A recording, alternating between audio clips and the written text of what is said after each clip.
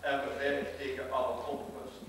Hoopvol wachten op de komst van Jezus, Messias, uw Zoon. Want van u is het koninkrijk en de macht en de heerlijkheid in eeuwigheid. Amen. Heer Jezus Christus, gij hebt aan uw apostelen gezegd: vrede laten u, hun vrede geven u. Let niet op onze zonden, maar op het geloof van uw kerk. Vervul uw belofte. Geef vrede in uw naam en maak ons één, gij die leeft in eeuwigheid. Amen. De vrede van de Heer zij altijd met u. En met uw geest.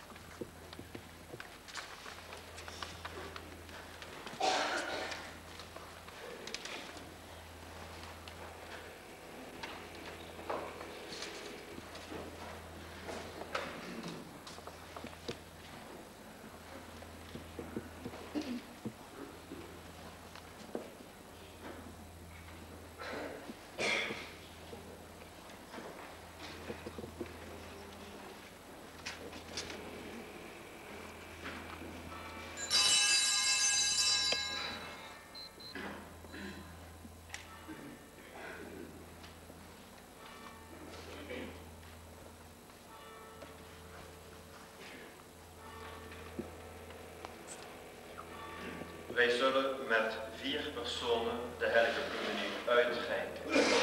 Een zuster zal communie uitreiken hier op het priesterkoor, aan degenen die zich hier op het koor bevinden.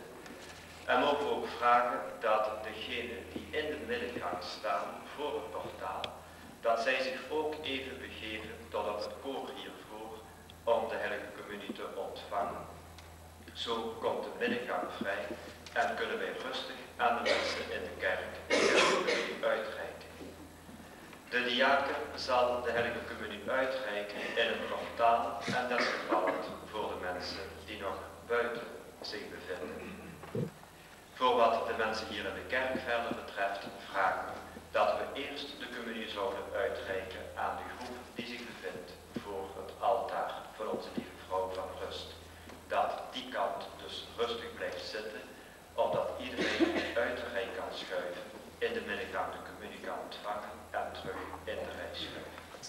Mag ik u vragen dat degenen die in de middengang staan voor het portaal, dat zij zich hier op het priesterkoor zouden voegen.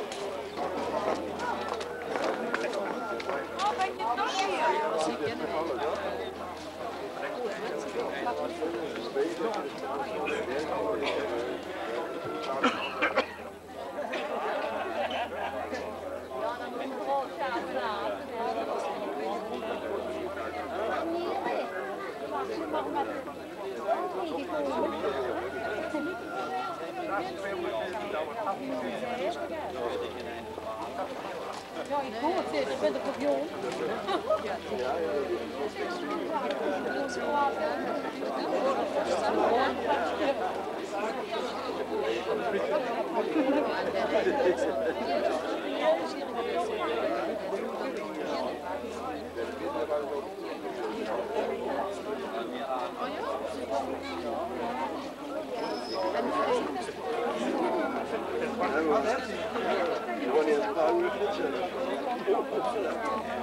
Dat ben ik de af.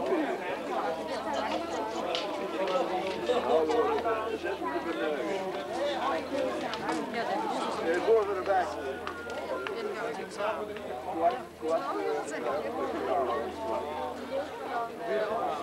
Ja, dat was gedaan. Deze kant heb je het droogwater toch hier? Ja. Dat is heel schoon. Dat is een halve